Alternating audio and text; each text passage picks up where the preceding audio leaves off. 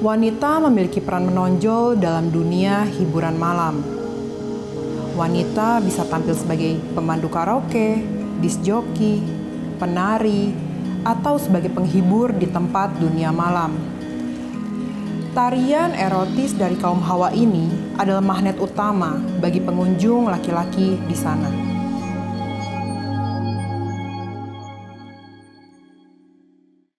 Apakah benar penari striptease adalah perempuan yang tidak berpendidikan, tidak bermoral, tidak memiliki tujuan hidup dan masa depan?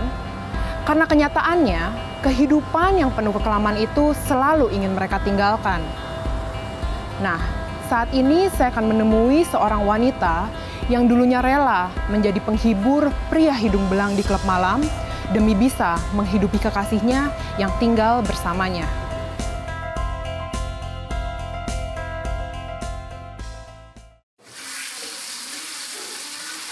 Halo Kak Hesti.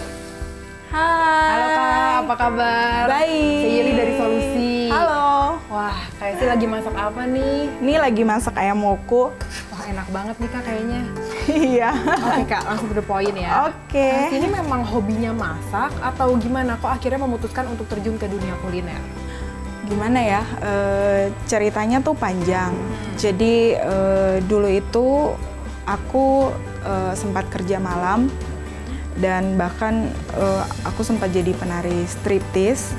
Nah, akhirnya aku keluar dari dunia itu dan aku nggak tahu aku harus memulai pekerjaan apa. Yang aku bisa itu adalah memasak. Makanya aku menekuni usaha aku gitu. Karena kan hidup harus terus berjalan ya, dan aku harus ada income. Dan inilah usaha yang Tuhan kasih untuk aku gitu. Dan masakan Manado ya Kak ya? Ya, benar. Wow. By the way, kita masih mau ngobrol banyak kan? Yuk kita ke depan aja. Oke, siap Kak. Kak Hesti, tadi kan sempat menyinggung ya bahwa pernah terjun ke dunia malam hingga menjadi penari striptease. Dan setiap orang pasti punya masa lalunya masing-masing ya Kak ya. Tapi boleh ceritain nggak apa yang mendorong Kak Hesti akhirnya mau terjun ke dunia malam itu Kak? Sebenarnya sih dibutakan oleh cinta. Saat aku masih umur 17 tahun, aku punya pacar dan aku memutuskan untuk kabur dari rumah karena hubungan kita itu nggak direstui orang tua. Dari Manado waktu itu kami ke Jakarta dan saat itu kami berdua nggak punya pekerjaan dua-duanya. Sementara kita juga harus bertahan hidup. Betul. Kan. Akhirnya ada temen yang menawarkan pekerjaan dan pekerjaannya itu ya di dunia malam. Awalnya jadi apa Kak? Awalnya jadi pemandu karaoke. Pemandu karaoke dulu, itu berapa lama? Sebentar sih itu, nggak lama. Terus akhirnya aku melihat teman-teman yang lain kerja sebagai penari striptease. Kalau mau dibilang tuh semuanya tuh serba instan gitu. Cinta instan, duit instan. Dan keadaannya pacar Kak Hesti pun setuju? Iya. Jadi karena memang cuma itu ya pilihan pekerjaannya saat itu gitu.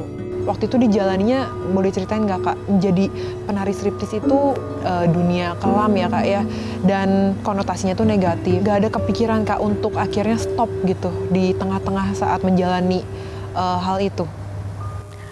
Kepikiran ada sih ya waktu saat itu, cuman keadaan dan situasi saat itu nggak bisa membuat aku berhenti. Waktu itu kan sempat di dunia malam itu berapa lama? Aku terjun di dunia malam itu dari tahun 2003 sampai dengan 2011. Itu kan cukup lama ya Kak ya. Titik baliknya yang akhirnya membuat Kak Hesti memutuskan untuk berhenti dari dunia malam itu apa? Berjalannya waktu, banyak kekecewaan yang aku lihat gitu, bahwa banyak hal yang mulai nggak benar yang dia lakukan gitu saat itu. Seperti apa Kak? Ada satu case di mana Tuhan izinkan kami diproses gitu. Aku percaya sih ini bagian dari intervensinya Tuhan ya buat aku. Waktu aku memutuskan meninggalkan pasangan aku itu dan benar-benar hidup di dalam Tuhan, Aku sih bilang nggak menjadi lebih mudah ya, karena ada proses di situ. Biasanya punya duit instan dan akhirnya aku harus benar-benar berjuang sendiri. Itulah yang membuat akhirnya aku mengambil keputusan untuk menyelesaikan hubungan yang tidak jelas tanpa ada ikatan pernikahan, sekalipun aku sama dia itu udah punya anak. Kak, banyak orang beranggapan bahwa orang yang pernah kerja di dunia malam atau saat ini juga sedang melakukan itu tuh udah nggak ada harapan, udah nggak ada masa depan. Tanggapan kakak seperti apa? Memang benar gitu apa yang orang-orang bilang gitu. Orang udah di dunia malam itu udah nggak punya masa depan. Tapi waktu kita datang sama Tuhan, ada pengharapan di dalam Tuhan. Ada anugerah Tuhan yang menyertai hidup kita. Jadi sebenarnya tuh waktu ikut Tuhan dan meninggalkan setiap dosa-dosa kita, nggak seindah gitu apa yang orang bilang, wah ikut Tuhan pasti lebih diberkati, mungkin lebih menjalani hidup lebih enak gitu. Kalau yang aku alamin gitu, ya ikut Tuhan pikul salib gitu. Tapi waktu aku ngejalanin proses, waktu aku ngejalanin semuanya benar-benar dengan Tuhan gitu. Ada penyertaan Tuhan di situ, ada pertolongan Tuhan di situ. Bisa ceritain nggak Kak, bedanya tuh saat kita mengikut Tuhan nih, tantangan pasti ada. Saat kita tidak mengikut Tuhan, tantangan juga ada. Tapi kan tadi yang kerasa banget Kak Hesti saat menjalani bersama Tuhan jauh lebih bisa itu gimana? Beda banget ya. Kalau kita nggak berjalan dengan Tuhan itu frustasi, stres gitu. Tapi waktu memutuskan untuk berjalan dengan Tuhan, proses itu tetap ada gitu, tantangan itu tetap ada. Tapi ada kekuatan yang Tuhan berikan gitu. Ada apa ya? Aku ngerasain, iya bener, damai sejahtera itu mengalir. Bahkan sekalipun ada tetesan air mata di sana, sekalipun kadang-kadang kaki ini letih banget untuk melangkah gitu, tetapi ada aja kekuatan yang Tuhan berikan, ada aja sukacita, ada aja damai sejahtera yang mengalir gitu. Yang pasti aku membangun hubungan dengan Tuhan itu belajar untuk setiap hari merenungkan kebenaran firman Tuhan every day, karena itu adalah kekuatan kita gitu sebagai orang-orang percaya. Kebenaran firman itu jawaban gitu dari segala sesuatu yang terjadi atas hidup kita. Yang kedua, punya komunitas yang tepat, yang menuntun dalam kebenaran, yang support dengan kebenaran, bukan menghakimi tapi mereka merangkul. Dan yang ketiga, aku punya orang tua rohani. Orang tua rohani. Mentor. Mentor. Yang aku bisa cerita apa adanya ke mentor aku yang benar-benar punya hati bapa ya, punya hati untuk mementoring aku gitu. Dan gimana akhirnya bisa kepikir untuk berkarir di dunia masak?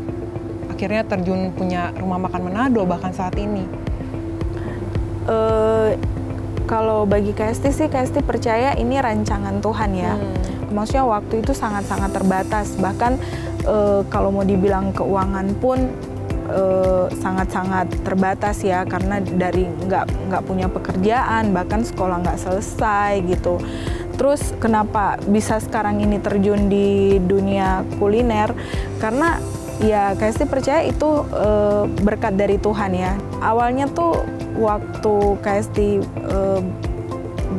bertobat, maksudnya bingung kan mau kerja apa gitu.